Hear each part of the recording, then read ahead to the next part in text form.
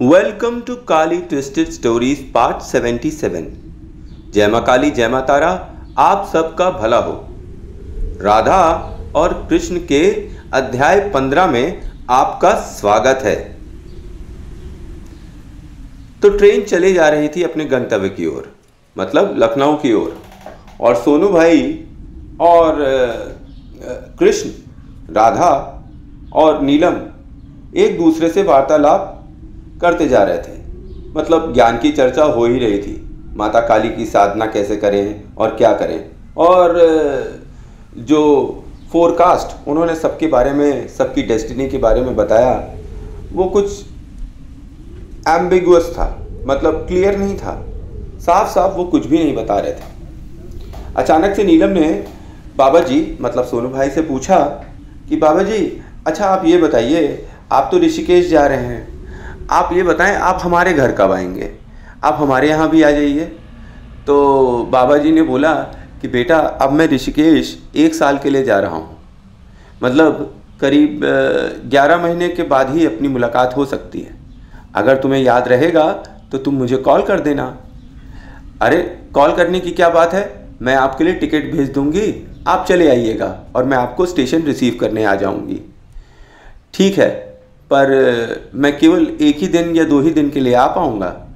अरे 1 ही 2 दिन के लिए आ जाइएगा, कम से कम आप जैसे दिव्य पुरुष के चरण मेरे घर में पड़ेंगे तो, और ये इससे मेरा उद्धार हो जाएगा। बाबा जी मुस्कुरा दिए, बोले ठीक है, जब तुम इतना बुलाती हो तो मैं ज़रूर आऊँगा। नीलम, तो दोनों ने एक दूसरे को फ़ोन नंबर्स एक्सचेंज किए, और सोनू भाई ने अपना फ़ोन नंबर नीलम को दिया और नीलम ने अपना फ़ोन नंबर सोनू भाई को दे दिया। अब काफ़ी देर वार्तालाप करने के बाद सब थक से गए थे, सब लेट गए और सोचने लगे कि लखनऊ जाते वक्त, लखनऊ पहुंचने पर क्या होगा। कृष्ण के दिमाग में चल रहा था कि कैसे करके भी राधा को ठीक कर दिया जाए और फिर उसके पति मनोहर से मिला दिया जाए, ताकि उसकी शादीशुदा ज़िंदगी फिर से अच्छी हो जाए। और इधर नीलम सोच रही थी कि अगर कृष्ण राधा में इंटरेस्टेड नहीं है तो क्यों ना वो उसका हो जाए। और इधर राधा सोच रही थी कि वो कौन है, उसका पास्ट क्या है। उसको इतना याद था कि उसका कोई पति है, अब उसको बस इतना ही याद आ रहा था कि उसका कोई पति है और उससे वो बहुत प्यार करती थी। इससे ज़्यादा उसे कुछ याद नहीं आ रहा था। और सोनू भाई, जो कि मंद मंद मुस्कुरा रहे थे और अपनी सीट पर आसन जमा कर बैठे थे ध्यान मुद्रा में, और केवल मुस्कुरा रहे थे।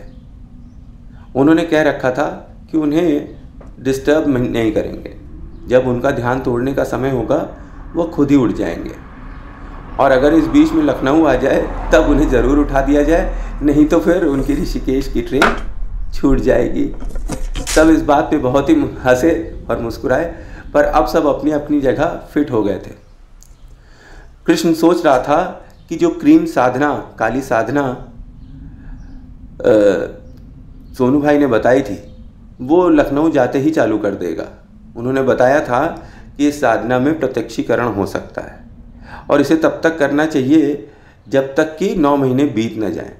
9 महीने बीतेंगे तो इसकी प्रत्यक्षीकरण हो जाएगी। ये 11 दिन की साधना है और हर महीने करनी है, और एक वरदान देने के लिए माता काली प्रकट होंगी।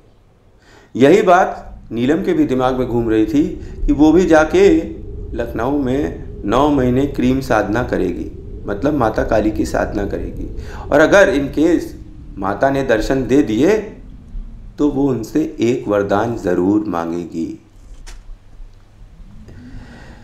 गाड़ी करीब शाम के 7 बजे लखनऊ पर जा पहुँची।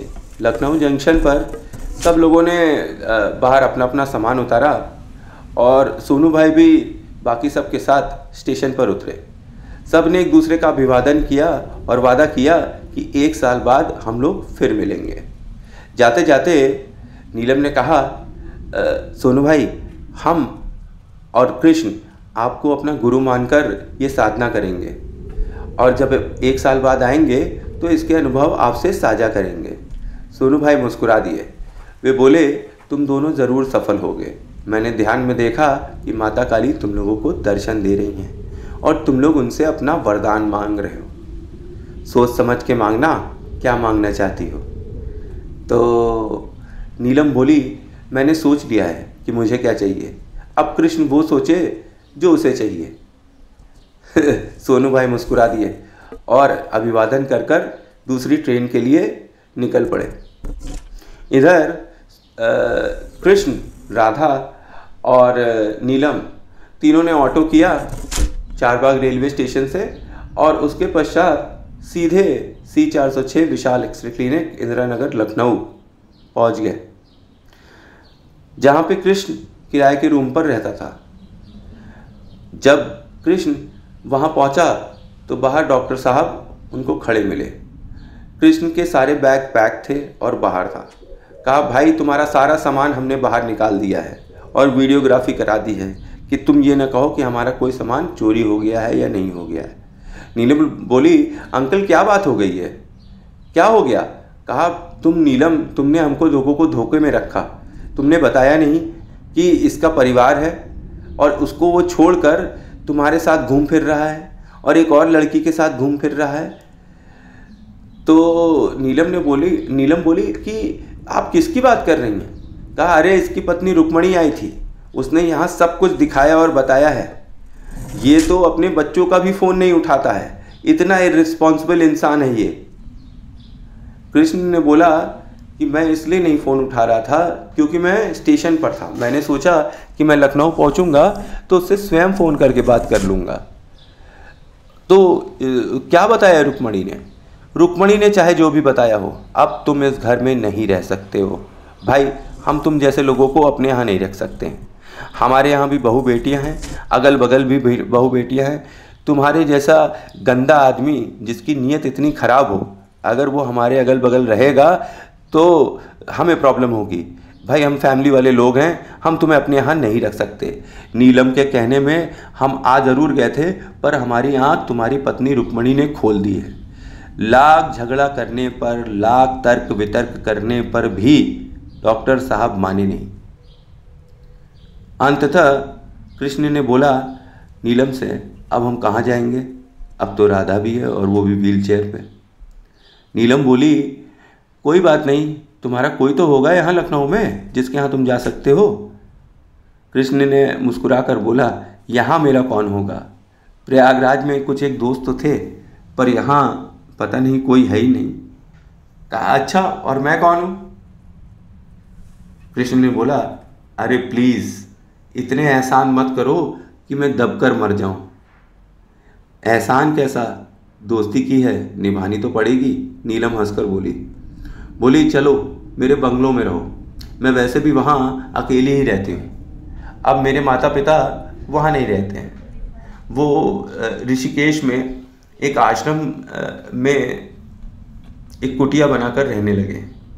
वो भी ध्यान साधना करते हैं। मुझे ये घर देकर गए हैं कि मैं इसकी देखभाल करूं। साल में 2, 3, 4, 5 बार आकर यहाँ देख लेते हैं कि मैं सुनिश्चित हूँ, ठीक हूँ, अच्छी हूँ कि नहीं हूँ। और इन्वेस्टमेंट से इतने पैसे आते ही हैं कि घर में जो नौकर चाकर हैं उनका खर्च निकल जाता है। नौकरी मैं करती हूँ इसलिए ताकि सेंस ऑफ इंडिपेंडेंस बनी रहे। नौकरी करने से एक महिला को इंडिपेंडेंस की भावना आती है, वो अपना भाग्य खुद लिख सकती है, पुरुष के सहारे नहीं रहती है। जब उसको जिसकी भी सहायता करनी हो वो कर सकती है। एक पुरुष के आगे उसे बार बार भीख नहीं मांगनी पड़ती है, क्योंकि भाई वो तन और मन तो लगा रही है, पर अगर नौकरी नहीं है तो धन तो उसे अपने पति से ही मिलेगा ना। तो हर चीज़ के लिए उसके सामने झुकना पड़ेगा। पति की इच्छा होगी तो मिलेगा और पति की इच्छा नहीं होगी तो नहीं मिलेगा। एक तरीके से ये सामाजिक गुलामी शादी हमें दे देती है, पर फिर भी ये वो लड्डू है जो खाए वो पछता है और जो ना खाए वो पछता है। यह कहकर नीलम हंसने लगी। कृष्ण भी हंसने लगा। बोला, चलो जब तक कोई और जुगाड़ नहीं होता तुम्हारे यहाँ ही अड्डा जमाते हैं। राधा से कृष्ण ने बोला, राधा हम नीलम के यहाँ चलेंगे, यहाँ रुक्मणी ने आके सब गड़बड़ कर दिया है। राधा ने बोला, ये रुक्मणी कौन है? अरे मैं सब बता दूंगा तुमको राधा, तुम्हें आज ही सब जानना है, अभी बहुत टाइम है।